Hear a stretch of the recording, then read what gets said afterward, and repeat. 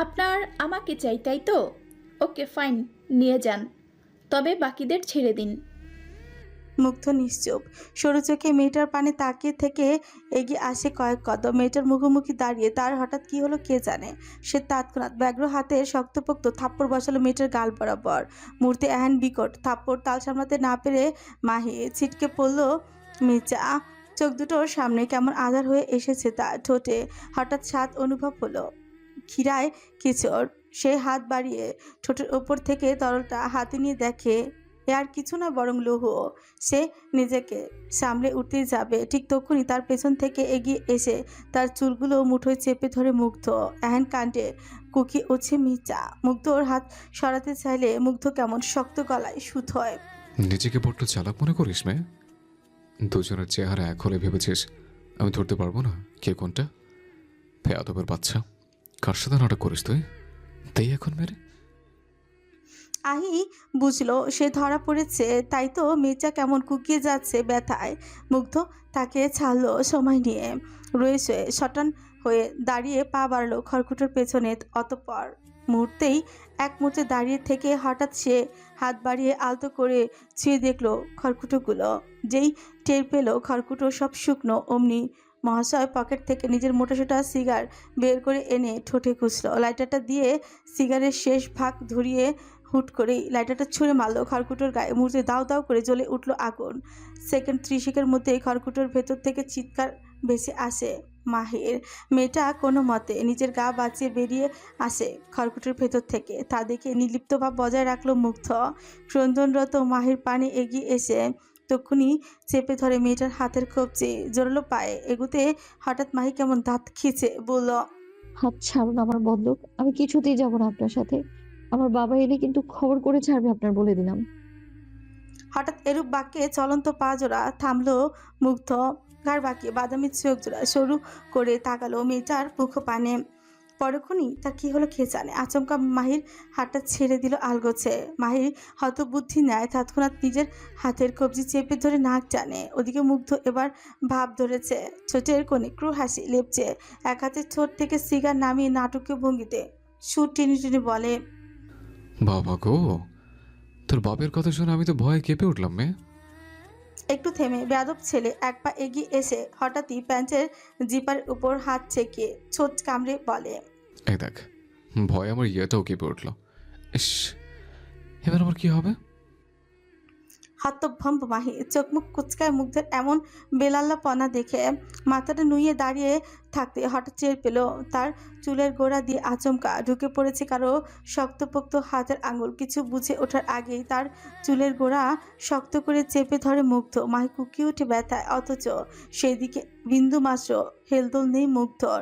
ছেলেটা কেমন শক্ত ও ছোয়ালে তাকে আছে মেয়েটার পানে। চোখ দুটো অগ্নি স্ফুলিঙ্গের ন্যায় জ্বলছে, তামাকে পোড়া বাদামি ঠোঁট জোড়া নড়ছে মৃদুমন্ত। সে আচমকা নিজে ডান হাতের জ্বলন্ত সিগারেটটা চট করে চেপে ধরে মাহির ডান হাতে। এতে বোধহয় যান বেরিয়ে আসার জোগাড় মাহির। মেয়েটা বুক ফাটিয়ে আর্তনাদ করে উঠছে।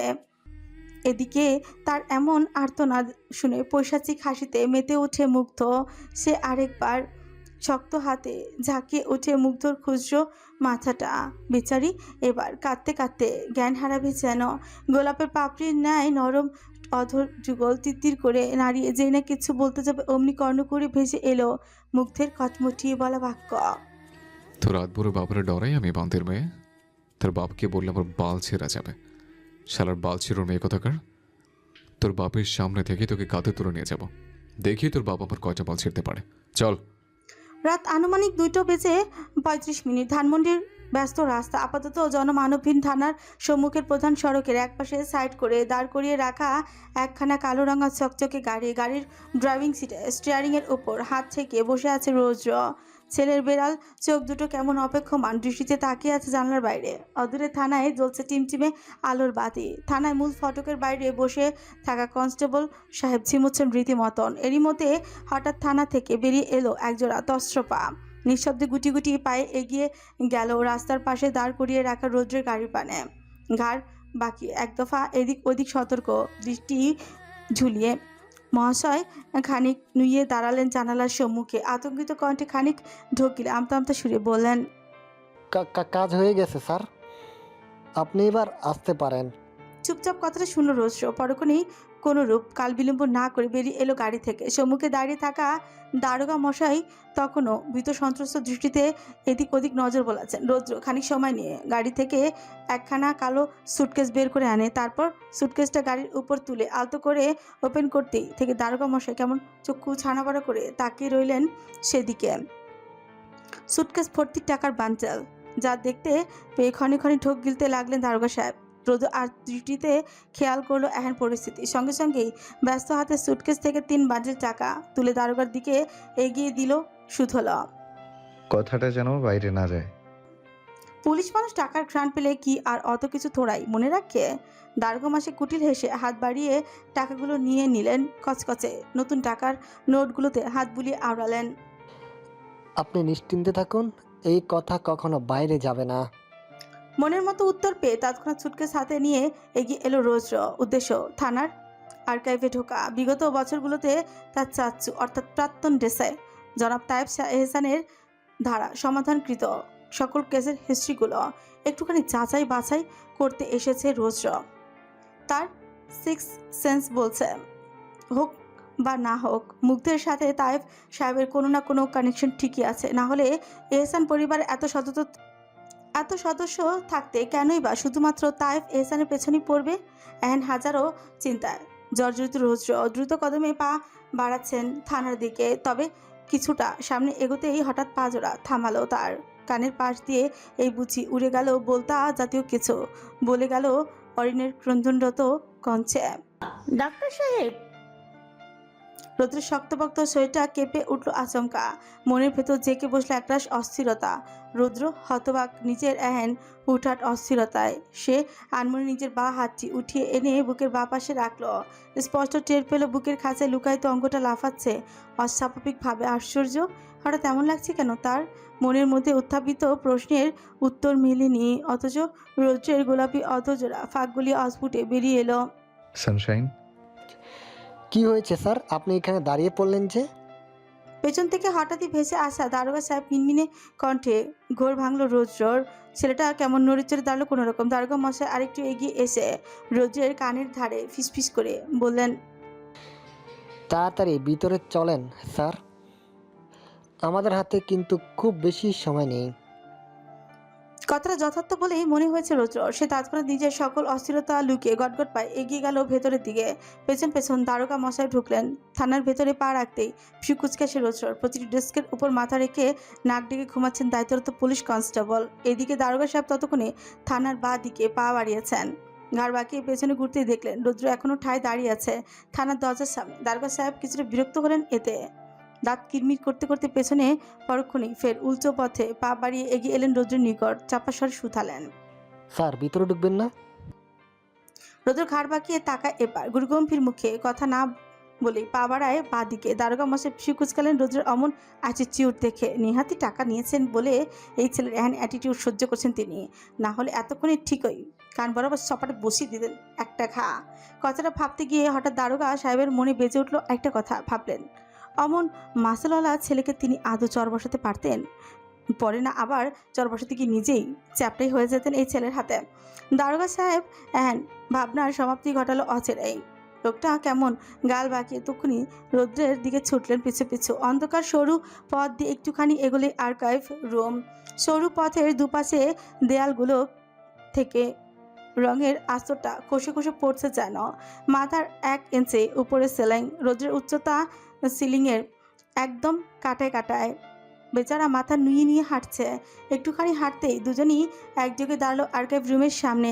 দারোগা সাহেব পকেট থেকে চাবির গোছা বের করে এগিয়ে এলেন নিঃশব্দে। ধীরে ধীরে মোটা তালার চাবি বুকে চাবি ঝুঁকিয়ে দুটো ঘুরান দেন। দিতেই তালাটা খুলে গেল খট করে। দারোগা সাহেব আর সময় নিলেন না। চটপট ভঙ্গিতে দরজা থেকে তালা সরিয়ে রৌদ্রকে ইশারা করলেন ভেতরে যেতে। রৌদ্র সেই অনুযায়ী ভেতরে ঢুকতে যাবে অমনি দারোগা সাহেবের কিছু একটা মনে পড়ে যাওয়ায় তিনি হঠাৎই চেপে ধরলেন ছেলেটার বাহু। রৌদ্র ফ্রি কুচকে পাশ ফিরতে দারোগা সাহেব ফিসফিস করে বললেন, 55 নম্বর তাকে আছে ডিসি সাহেবের কেস হিস্টোরি। আপনি ভিতরে যান, আমি বাইরের থেকে পাহারা দিচ্ছি যেন এদিকে কেউ না আসে। রৌদ্র আলতো করে মাথা নাড়ায়, চুপচাপ পকেট থেকে ফোন বের করে টর্চ জ্বালিয়ে প্রবেশ করে ভেতরে। পেছন থেকে দারোগা মশাই ধীরে ধীরে দরজাটা আলতো করে আটকে দিলেন। রৌদ্র ঘাবড়ালো না মোটেও। হাতের টর্চ দিয়ে এদিক ওদিক আলো ফেলে দেখতে লাগলো হাজারো ফায়ারের স্তূপ, সব কয়টার উপর ধুলোবালির মোটা আস্তরণ, বিশাল আকার, পুরো ঘর জুড়ে মাকড়সার বুনো জাল। রৌদ্র হাঁটতে হাঁটতে এক পর্যায়ে চলে এলো 55 নম্বর তাকের কাছে। তবে বিপত্তি ঘটলো আরেক জায়গায়। বিশাল এই সেলফে শুধু একটা দুটো ফাইল নয়, বরং রয়েছে হাজার হাজার ফাইল। এত এত ফাইল এইটুকু সময়ের মধ্যে কিভাবে দেখবে সে? রৌদ্র পড়ল মহা চিন্তায়। গোটা কতেক কপালে ভাঁজ ফেলে একবার ফোনের আলো ঘুরিয়ে দেখে নিল পুরো শেলফটা। শেলফের একদম মাঝের অংশে সফেদ রঙা কাগজে লিখে রাখা। পুরোটা লেখা পড়ে থামলো রৌদ্র। বিচক্ষণ মস্তিষ্ক তার পরক্ষণে জানান দিল সম্ভবত এই বড় কেসগুলোতেই কোনো না কোনো কানেকশন রয়েছে। তাই যেই ভাবনা সেই কাজ। রৌদ্র তক্ষুনি উদ্যত হলো বড় বড় কেসগুলোর ফাইল কালেক্ট করতে। ধুলো পড়া সেলফের প্রতিটি তাকে খুঁজতে লাগলো হূন্য হয়ে। প্রায় বেশ কিছুক্ষণ পর সে পেয়েও গেল 3টে ফাইল। তবে যে এনকাউন্টারের কেসটা সবার উপরে মেনশন করা, তার ফাইলটা এখন অবধি খুঁজে পেল না রৌদ্র। আশ্চর্য, সবগুলো ফাইল পেয়ে গেল, ওই এক এনকাউন্টারের ফাইলটা পাচ্ছে না কেন সে? রৌদ্র এবার চিরবিরে ওঠে। এত সহজে হার মানা পাত্রও নয় সে। তাই তৎক্ষণাৎ এদিক ওদিক নজর ঘুরিয়ে কিছু একটা খুঁজতে লাগলো ছেলেটা। কিছুক্ষণের মধ্যেই অদূরে দেখতে পেল একখানা ভাঙা টুল জাতীয় কিছু। রৌদ্র আর দেরি না করে তক্ষুনি ছুটে নিয়ে এলো টুলটা। ভালো মতো দাঁড় করে সেটা আলতো করে ভর দিয়ে দাঁড়ালো কোনো রকম। টুলটা এখন নড়ছে বেশ, তবে এতে তেমন পাত্তা দেয়নি রৌদ্র। ফোনের মৃদু আলোয় খুঁজতে লাগলো ফাইলটা। সেলফের উপরাংশে মোটা মোটা বেশ কিছু ফাইল, প্রত্যেকটার গায়ে পড়েছে 1 ইঞ্চি ধুলোর আস্তরণ। রৌদ্র ব্যস্ত হাতে ফাইলগুলো নাড়িয়ে চাড়িয়ে দেখছে। এতে ধুলোবালি উড়ে টুড়ে যা ইচ্ছা তাই অবস্থা তার। রৌদ্রের কাশিও উঠে গেল আচমকা। বেচারা মুখ হাতে চেপে কাশতে কাশতে হঠাৎই দেখলো তাকের একদম শেষ কর্নারে একখানা ফাইল দাঁড় করিয়ে রাখা, যার গায়ে শেষ ভাগে মোটা কালিতে আন্ডারলাইন করে লিখে রাখা এনকাউন্টার অফ 2000। রৌদ্রের টনিক নড়ল। সে তৎক্ষণাৎ হাত বাড়ালো সেই দিকে। তবে ভাগ্য দেখো, ফাইলটা ছেলের হাতে এলেও তক্ষুনি টুলটাই ভেঙে পড়লো মাটিতে। বেচারা রৌদ্র কেমন ধাপ করে চিত হয়ে পড়লো মেঝেতে। বেশ উঁচু থেকে পড়ায় কোমরটা বরাবর ভীষণ ছোট লাগলো তার। রৌদ্র কেমন মুখ চুখ কুচকে চোখ কামড়ে কোমর চেপে ধরতেই এক হাতে বেশ কিছুক্ষণ একই ভঙ্গিমা মাটিতে পড়ে থেকে ধীরে ধীরে উঠে বসে রৌদ্র। মৃদু শব্দে ফুসফুস করে ব্যথাতুর নিঃশ্বাস ফেলে সেলফের সঙ্গে পিঠ ছেঁকে বসে বেচারা হঠাৎই টের পায় তার কোমরের সাথে কি যেন একটা চুবে যাচ্ছে। বেশ খোঁচাটা ধীরে ধীরে প্রবলই হচ্ছে।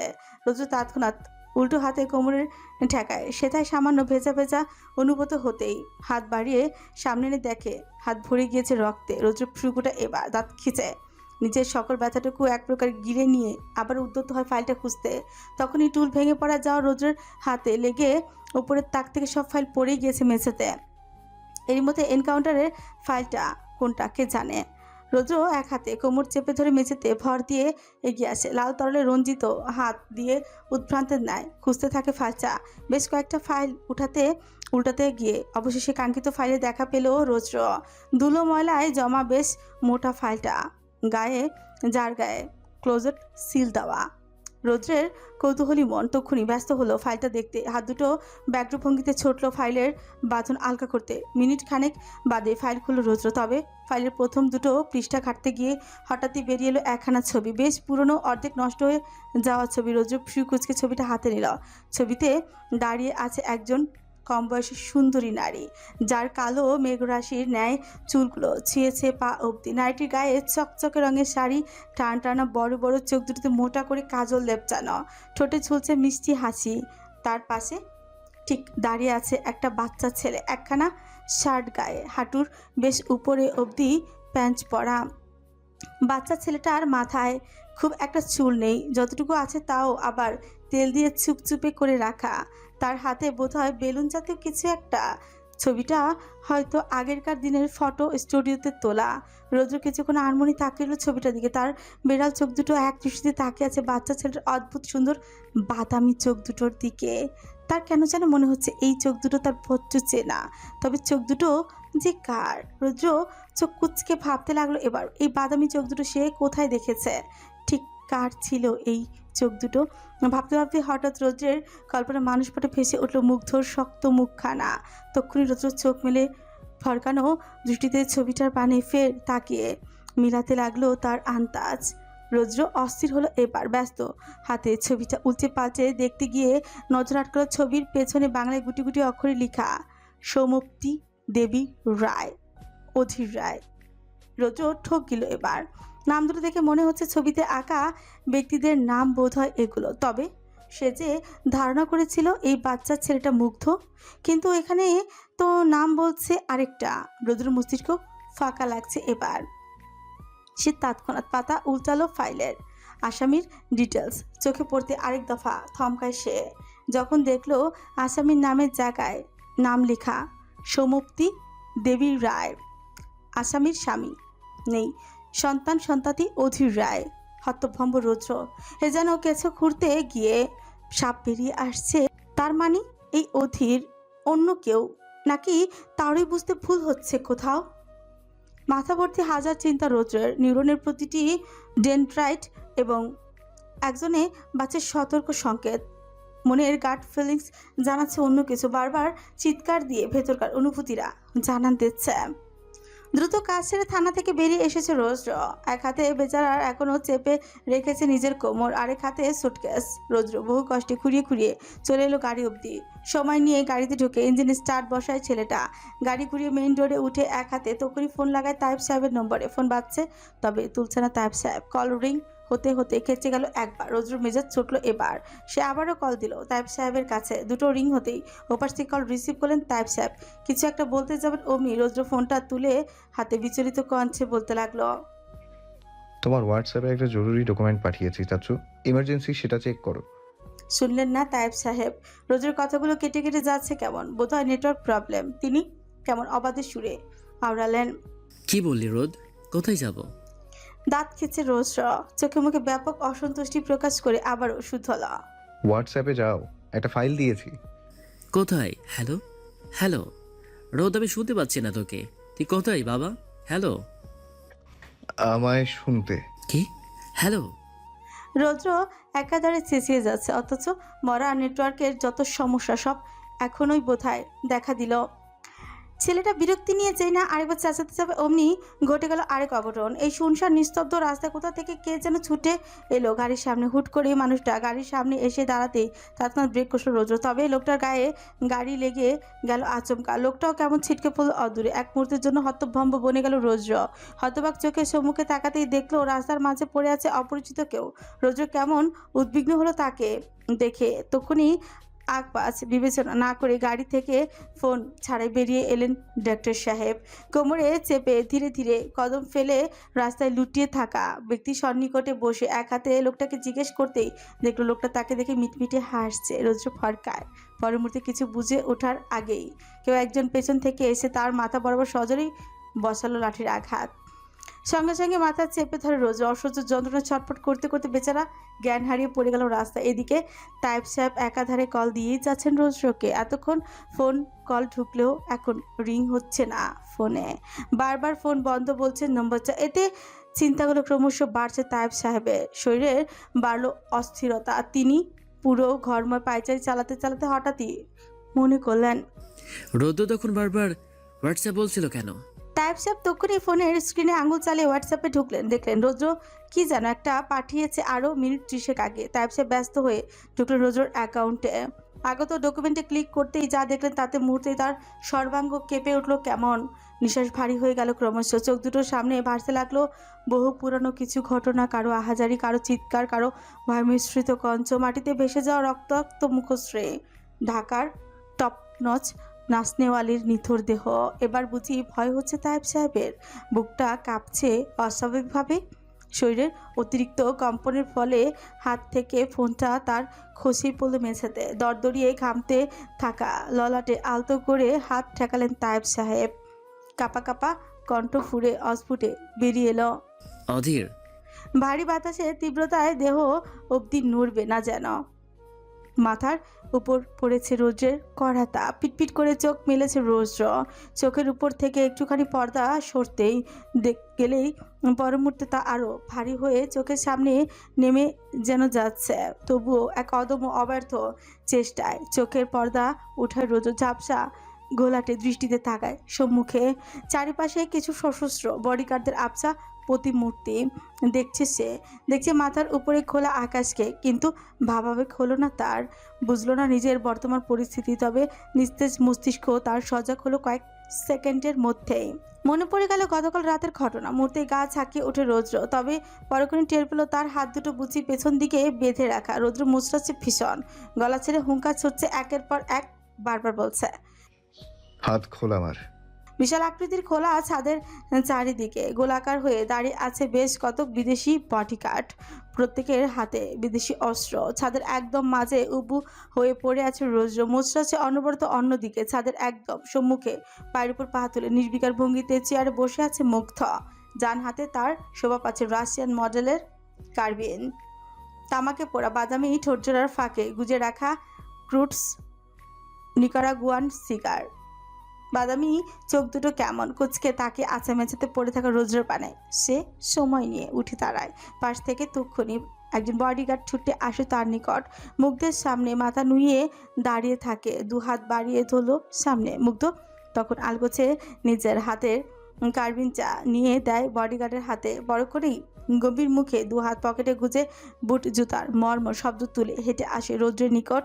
রৌদ্র মোচড়াতে মোচড়াতে হঠাৎই খেয়াল করলো একজোড়া বুট পরিহিত পা তার সামনে এসে থেমেছে।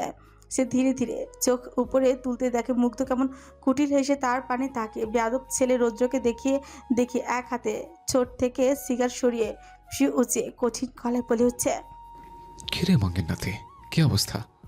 রৌদ্র কটমট করছে, গলায় ভীষণ ঝাঁস ছেলে হুঙ্কার ছুড়ে বলে, কা পুরুষের মতো আমার হাত বাঁধলি কেন? সত্যিকারের পুরুষ হলে অ্যাটলিস্ট এমনটা করতি না। বিরক্ত হলো মুগ্ধ, কপাল গুছিয়ে তেরা বাক্য আউড়ে বলল, এখন তোকে কি আমার প্যান্টের জিপার খুলে প্রমাণ দিতে হবে যে আমি পুরুষ? লুচ্চা শালা। আমার হাতটা খুলে দেখ একবার, আমি তোর কি হাল করি। থামলো মুগ্ধ কুটিল হেসে। তক্ষুনি তর্জনী ইশারায় দুজন গার্ডকে বোঝালো রৌদ্রকে খুলে দিতে। গার্ড তক্ষুনি দুজন এগিয়ে এসে হুকুম তামিল করলো। রয়েছে রৌদ্রের হাতের বাঁধন খুলে দিতেই ঘটলো আরেক বিপত্তি। ক্ষুদ্র বাঘের ন্যায় এ পচায় লোক দুটোর উপর ঝাঁপিয়ে পড়ে রৌদ্র হিংস্র হাতের থাপায়। লোক দুটোর নাক মুখ বরাবর সজোরে আঘাত বসাতে লোক দুটো ছিটকে পড়লো পেছনে। ওইদিকে মুগ্ধ ঠায় দাঁড়িয়ে আছে নিজ জায়গায়, প্যান্টের পকেটে দু হাত কোচে নির্লিপ্ত চোখে দেখছে রৌদ্রের কর্মকাণ্ড। রৌদ্র থামছে না। সে হিংস্র গর্জন তুলে এগিয়ে আসতে লাগলো মুগ্ধর নিকট। তবে তার আগে মুগ্ধর সামনে দেয়াল হয়ে দাঁড়ালো বেশ কয়েকজন গার্ড। আশ্চর্যের বিষয়, প্রত্যেকের হাতে বন্দুক থাকলেও তার চালানোর অনুমতি এখন অবধি দেয়নি মুগ্ধ। রৌদ্র এবার আরেক ধাপ ছুটলই যেন। আশেপাশে বেশ কয়েকজন তাকে ঘিরে ধরতেই শোনা গেল মুগ্ধের ভারী অথচ কঠিন শক্ত কণ্ঠ, মুভ। কথাটা শোনা মাত্র প্রত্যেকে সরে গেল। রৌদ্র এবং মুগ্ধ এবার মুখোমুখি। রৌদ্রের কোমর থেকে এখনো ঝরে পড়ছে তাজা লহু, তবুও ছেলেটার দৃঢ় বদনে নেই কোনো আহত ভাবসাব। সে কটমুটি এগিয়ে এসে মুগ্ধর গাল বরাবর সজোরে বসালো এক ঘুষি। মুগ্ধ গাল বেঁকে ঘাড় বাঁকিয়ে দাঁড়িয়ে রইল।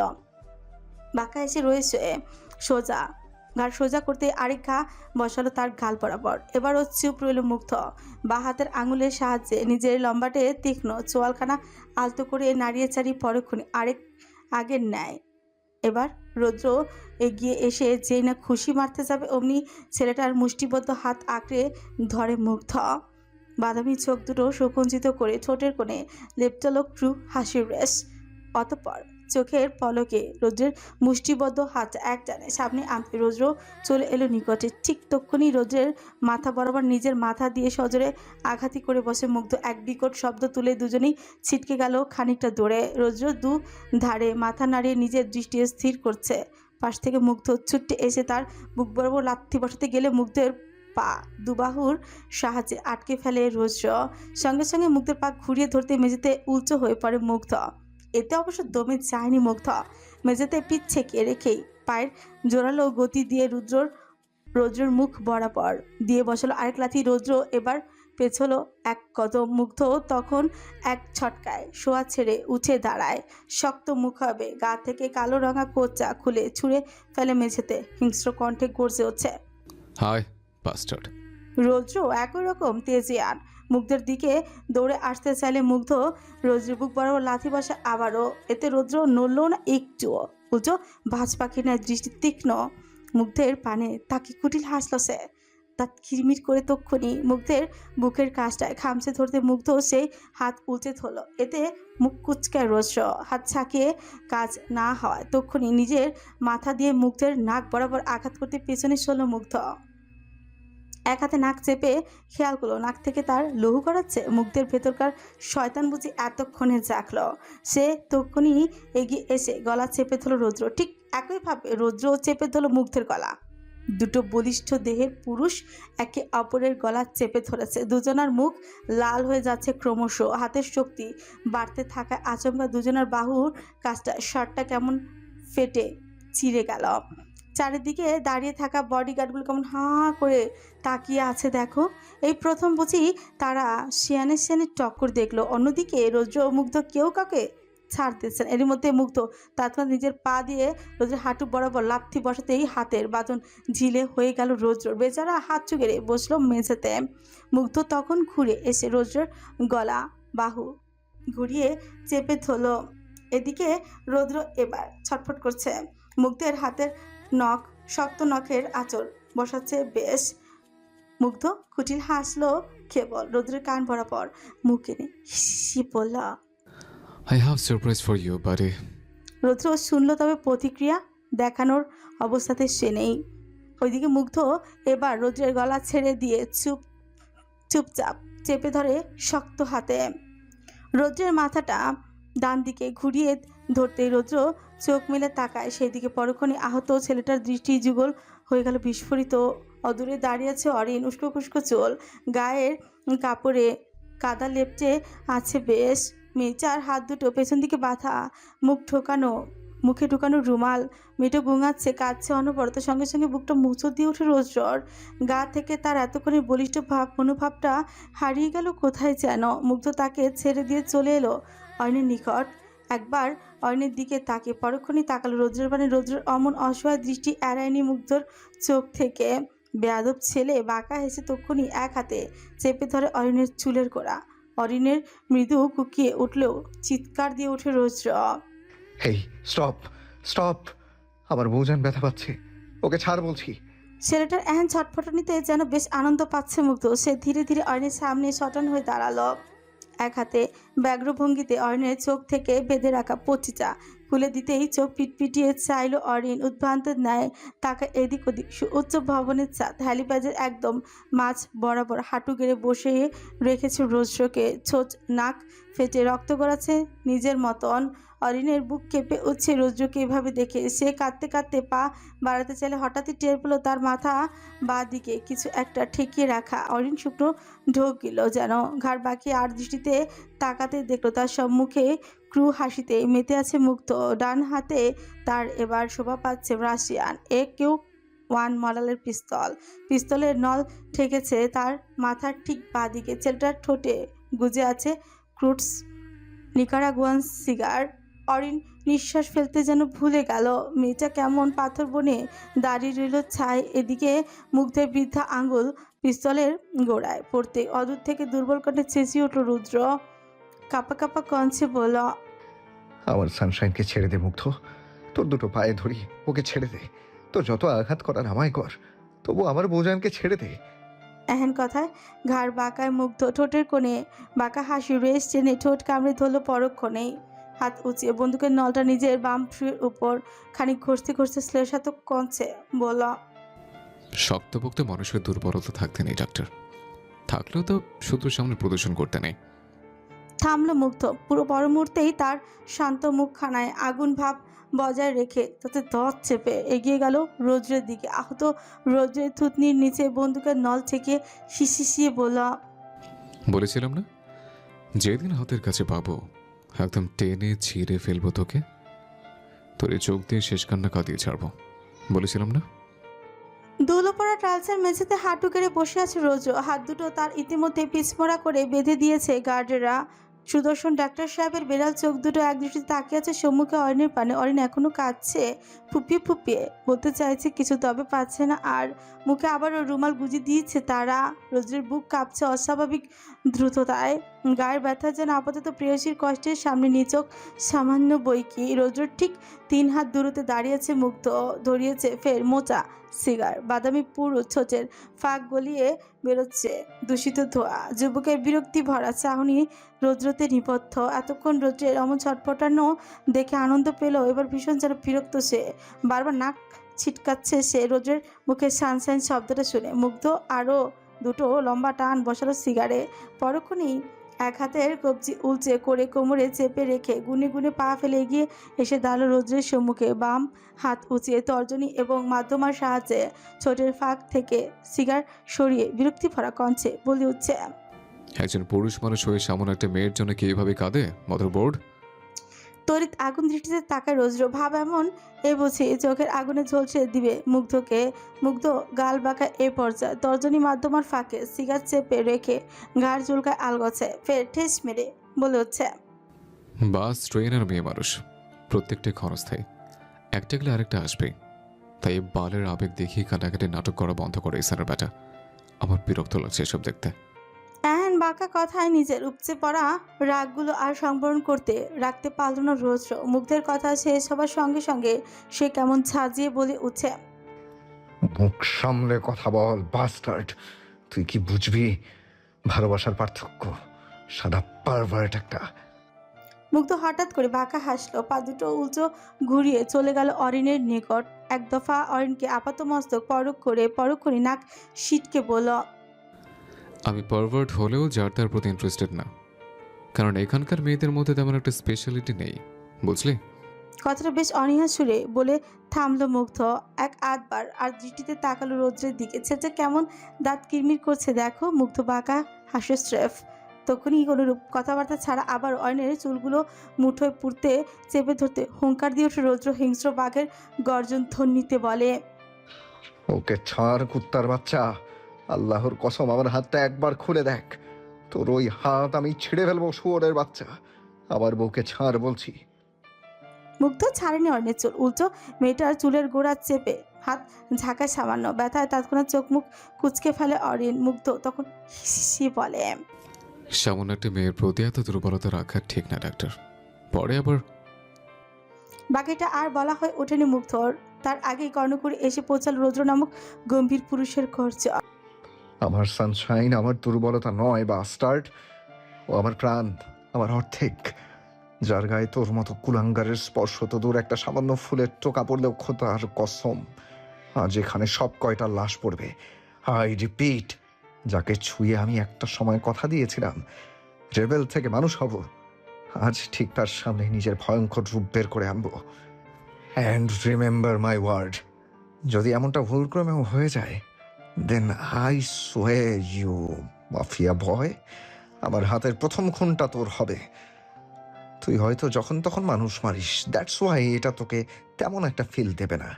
বাট ইউ নো হোয়াট, আমি তো কখনো মানুষ মারিনি, বাট মানুষকে একদম অর্থ মৃত করে ছেড়েছি। আজ না হয় দরকার পড়লে সব কটাকে পুরো দস্তুর মরণ দৌড়ে ফেলে আসবো। কি খেলবি নাকি আরেক গেম? এ পর্যায়ে এক মুহূর্ত স্থবির রইল মুগ্ধ। চোখ দুটো ছোট ছোট করে তাকালো রৌদ্রের পানে। কপালে খানিক সন্দিগ্ধ ভাঁজ ফেলে সন্দিষ্ট কণ্ঠে সুথল, কে হবে তুই? এই তুই ডাক্তার না? মেঝেতে হাঁটু গেড়ে বসে থাকা রৌদ্র তৎক্ষণাৎ জবাব দেয়নি। নুয়ে রাখা মাথাটা তার ক্রমশ উপরে উঠল। সঙ্গে সঙ্গে বেড়াল চোখ দুটো রক্তাক্ত আবরণ উন্মুক্ত হলো মুগ্ধের সামনে। মুগ্ধ এখনও সন্ধিয়ান দৃষ্টিতে ভঙ্গিতে দাঁড়িয়ে আছে, হয়তো বোঝার চেষ্টা চালাচ্ছে কিছু ওর। ওদিকে রৌদ্র এখনও ঠায় তাকিয়ে। ছেলেটার ঠোঁটের কোণে আচমকা লেপটে গেল এক চিলতে একটু হাসির রেশ। মুগ্ধের ভালো লাগলো না সে হাসে। তার মাথায় কেমন হুট করেই বাসা বাঁধলো অন্য কিছু। সে আগের ন্যায় তীক্ষ্ণ দৃষ্টি কায়েম রেখে এগিয়ে আসে ধীর পায়ে। রৌদ্রের একদম মুখোমুখি দাঁড়িয়ে এক হাঁটু গেড়ে বসলো পরপরই। রৌদ্রের পানে এক মুহূর্ত স্থির দৃষ্টিতে তাকিয়ে থেকে আচমকা বাঁকা হাসলো মুগ্ধ। ঠোঁট পিষে পড়লাম, যে বলছিলাম তোর সাথে আমার খেলাটা কিন্তু বেশ জমবে। যদিও বা আমি আমার শত্রুদের কখনো জীবিত রাখি না, কিন্তু তোকে রাখলাম। তোর সাথে আর একটু খেলতে হবে আমার। তবে দেখাতে হবে তোর জায়গাটা। আপাতত তোকে মারছি না আমি গিভিং ইউ সাম টাইম।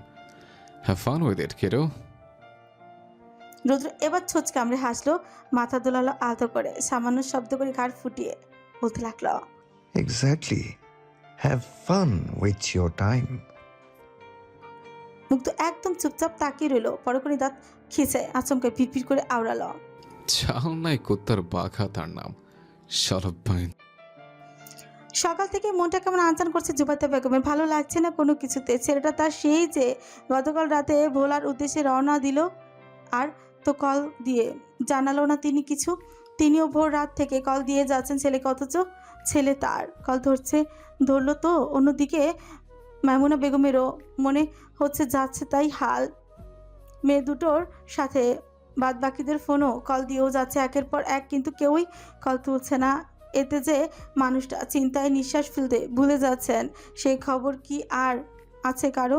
মাইমুনা বেগম অস্থির চিত্তে ফের কল লাগালেন বাবার নাম্বারে।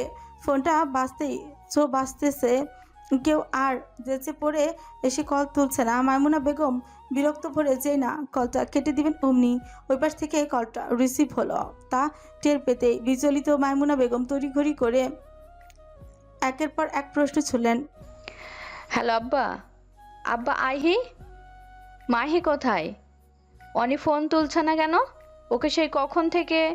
ছোটমণি, হুট করে শামসুর আলীর আড়ষ্ট কণ্ঠ কুহুরে পৌঁছাতেই থেমে গেলেন মাইমুনা বেগম। কান খাড়া করে শুনতেই লালুর মধ্যবয়স্ক লোকটার কথা।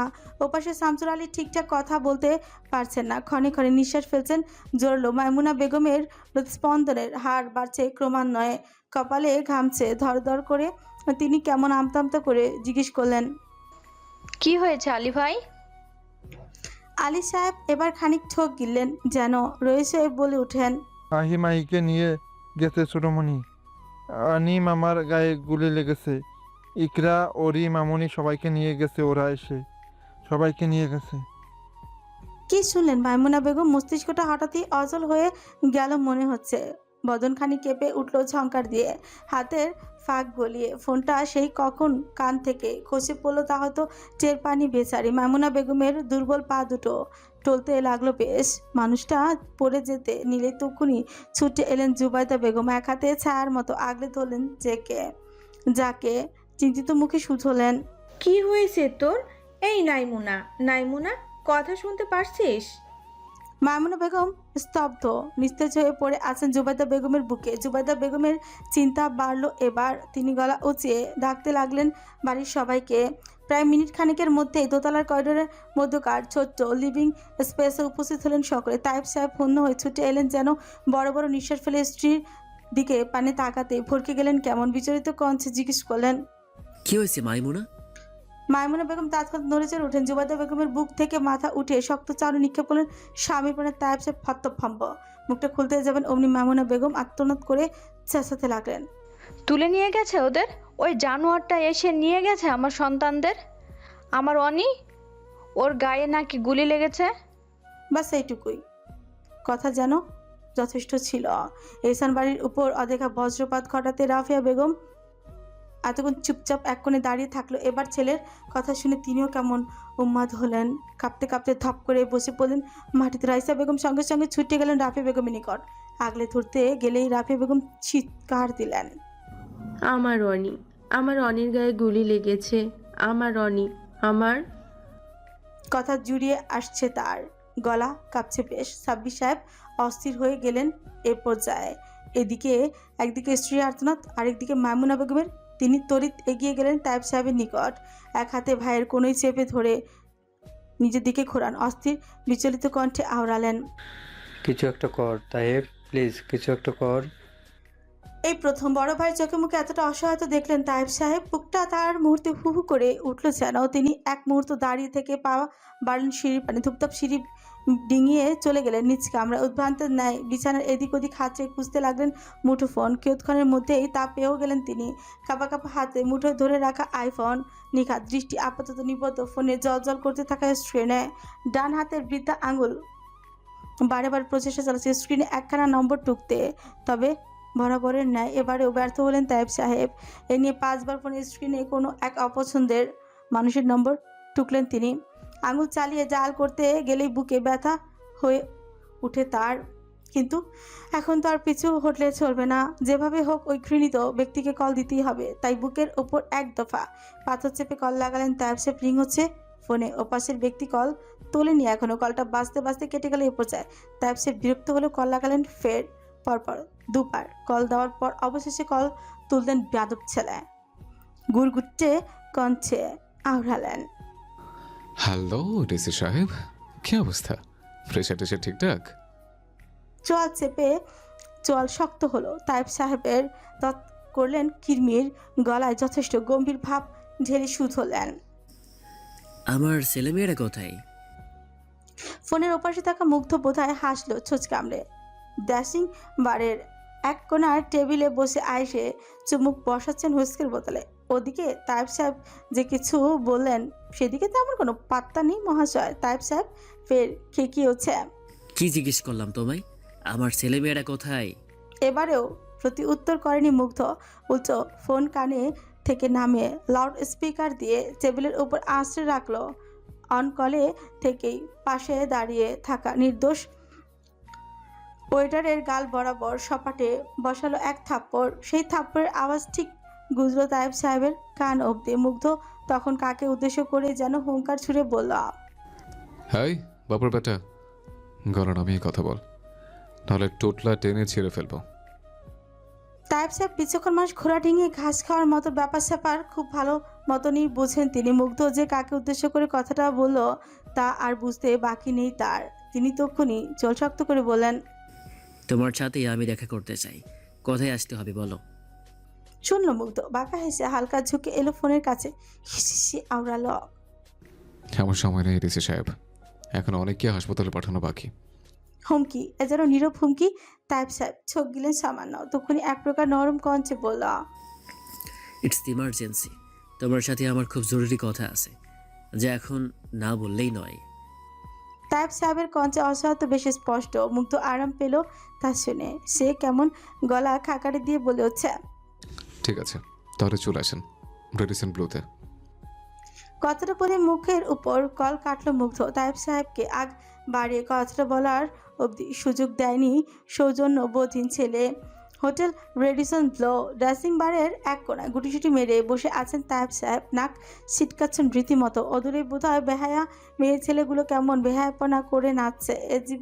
দীর্ঘ জীবনে এর আগে কোনোদিনও দুর্ভাগ্যবশত এইসব জায়গায় পা রাখেনি তায়েব সাহেব। তবে এবার ভাগ্য তার এক প্রকার জোর করেই নিয়ে এলো এখানে।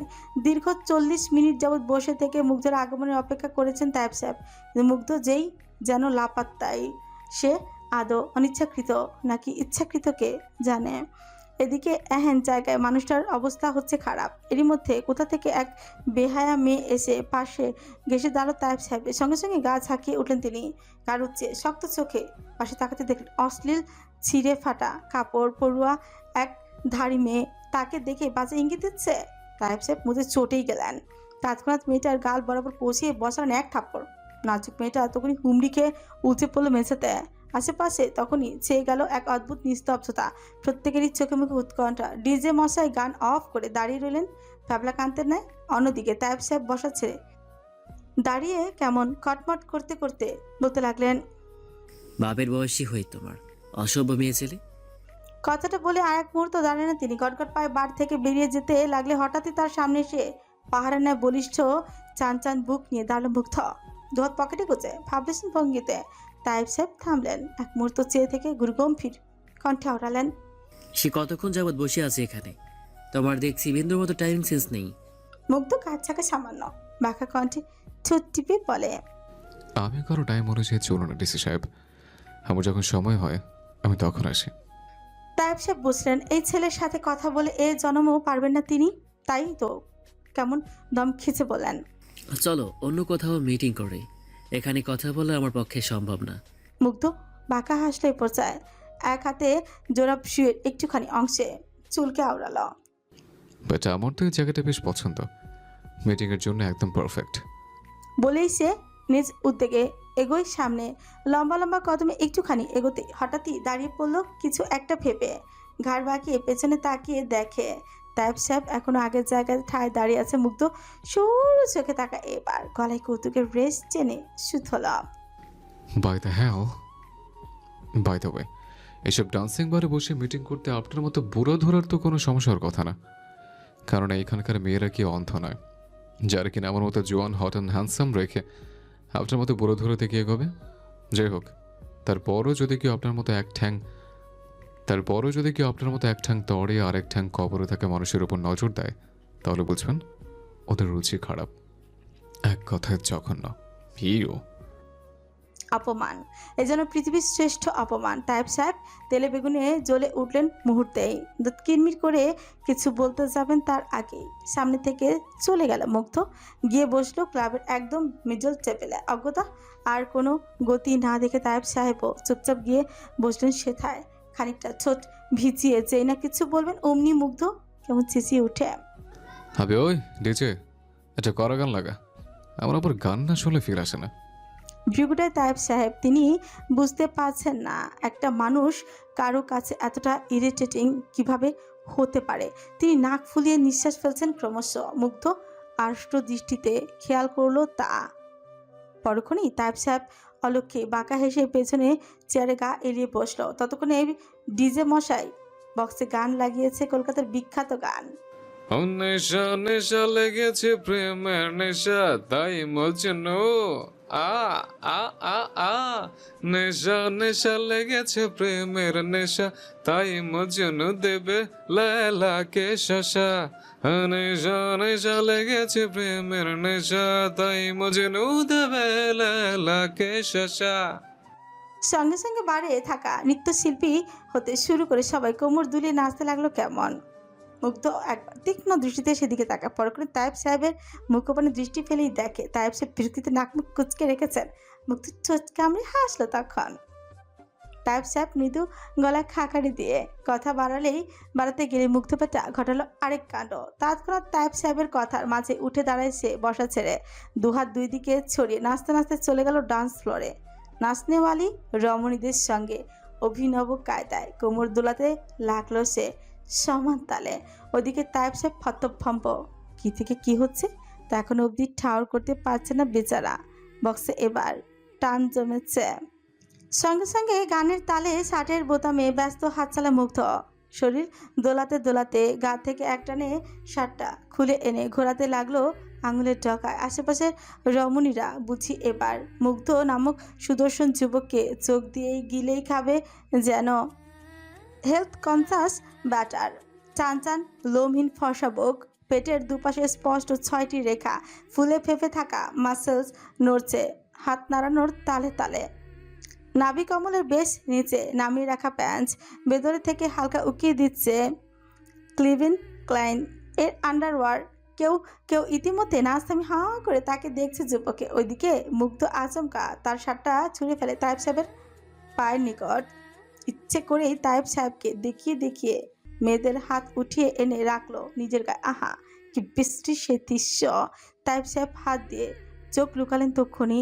প্রায় বেশ কিছুক্ষণ পর নাচানাচি থামলো মুগ্ধ। বলিষ্ঠ গা ছেড়ে ঘাম ঝরছে দর দর করে। সে এসে দপ করে শব্দ তুলে বসলো নিজ আসনে। টেবিলের ওপর দু আঙুলে সামান্য টোক্কা দিয়ে মনোযোগ টানলো তাইব সাহেবের।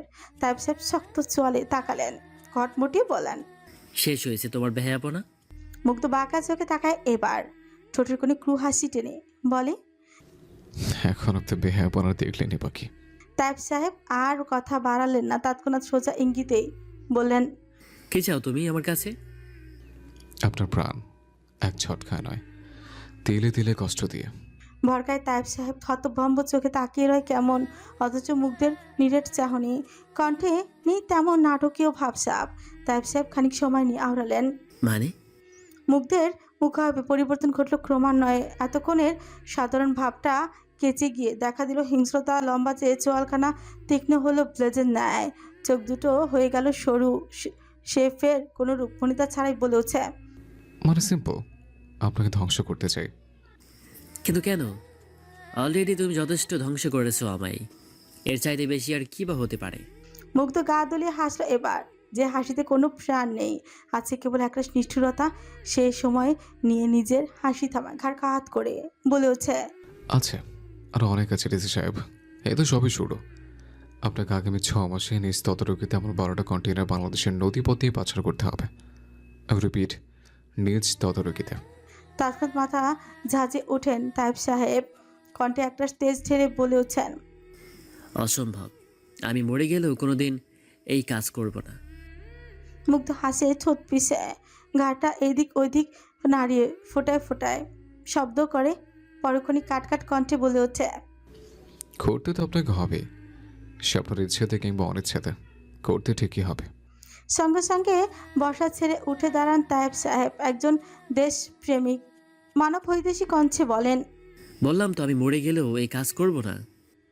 বলেই তিনি উদ্যত হলেন চলে যেতে। 2 কদম এগোতে হঠাৎ পেছন থেকে গুরুগম্ভীর কণ্ঠে ডেকে ওঠে মুগ্ধ।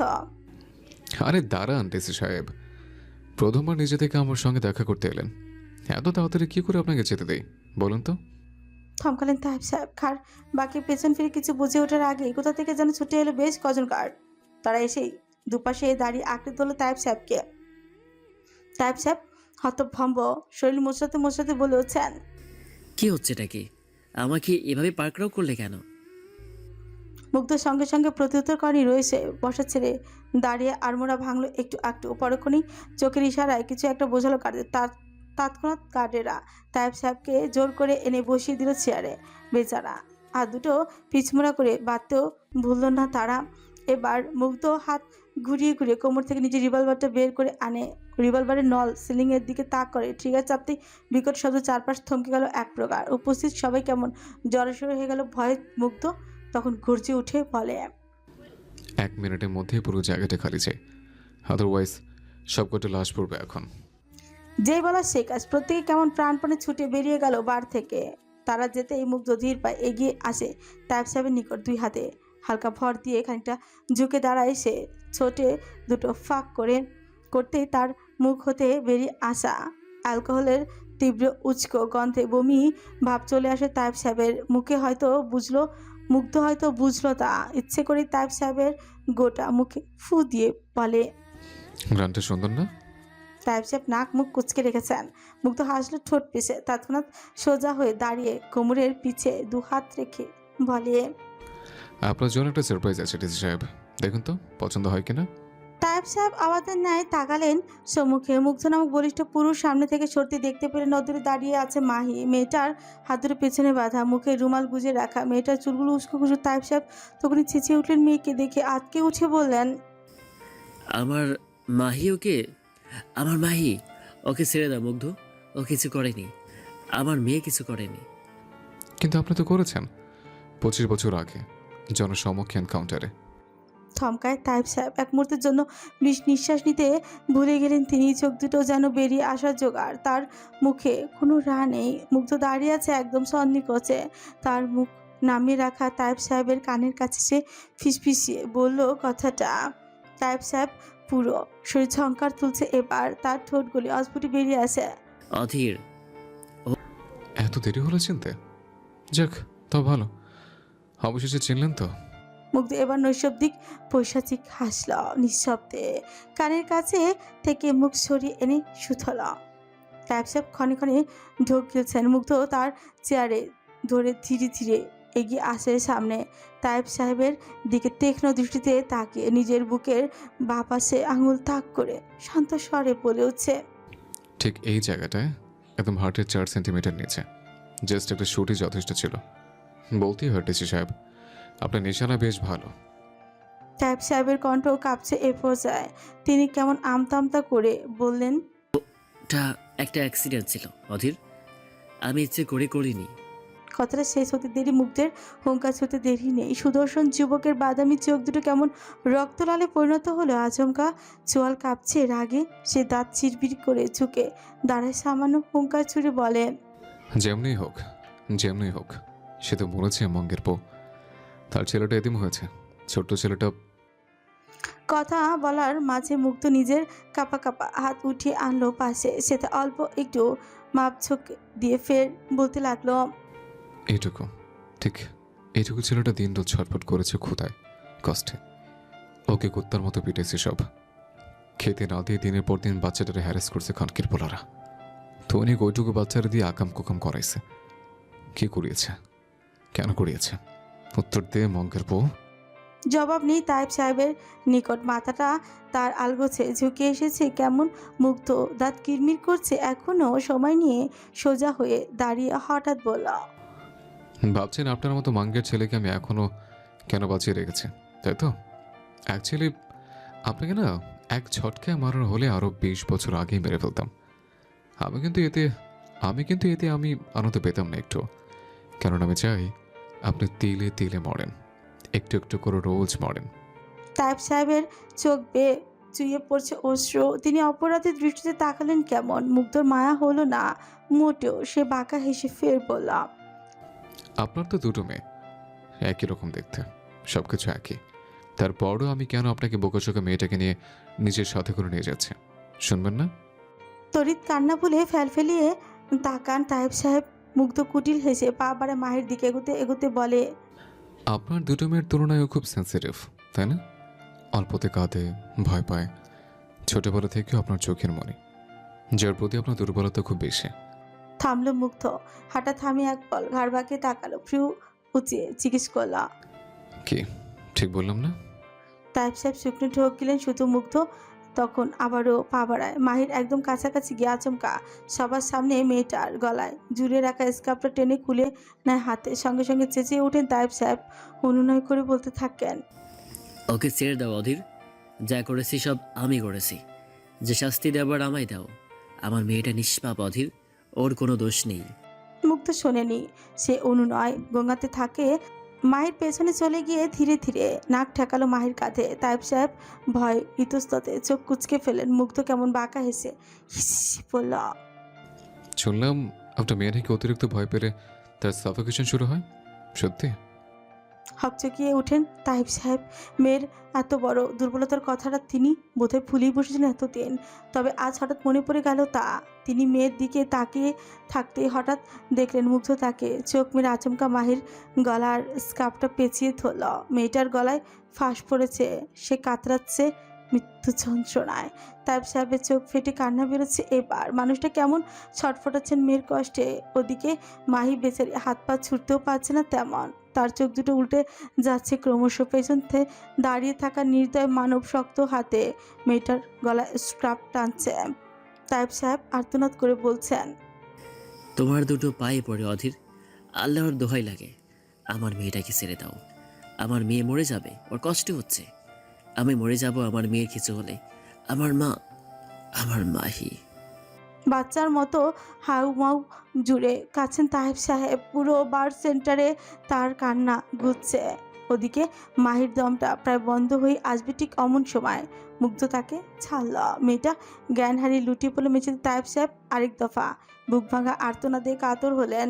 মেয়ের কাছে উদ্ভ্রান্তের ন্যায় ছুটে আসতে চাইলো, আটকে ফেলেন গার্ডরা। বয়স্ক ব্যক্তিটি কি আর তাদের শনে পারেন?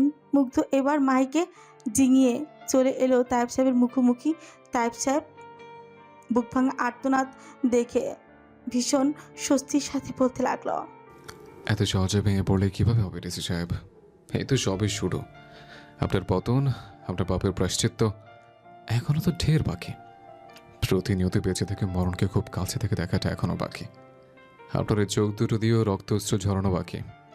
এত কিছু না করে আপনাকে তো ছাড়ছি না আমি। আপনি কাঁদুন, চিৎকার করে কাঁদুন। আপনার এই মরা কান্নাগুলি ভীষণ ভাল লাগছে আমার, ভীষণ স্বস্তি পাচ্ছি আমি। তাইব সাহেব চোখ বুজে ছোট কামড়ে কাঁদছেন এবার। মুগ্ধ ঝুঁকে এলো খানিকটা, বাঁকা হেসে হিসিয়ে বলতে লাগলো, 25 বছর আগে যে মানুষটাকে বেশ্যা বলে পুরো সমাজের সামনে অপদস্থ করেছিলেন, আজ সেই বেশ্যার ছেলে আপনার মেয়েকে তার সারা জীবনে রক্ষিতে বানাবে।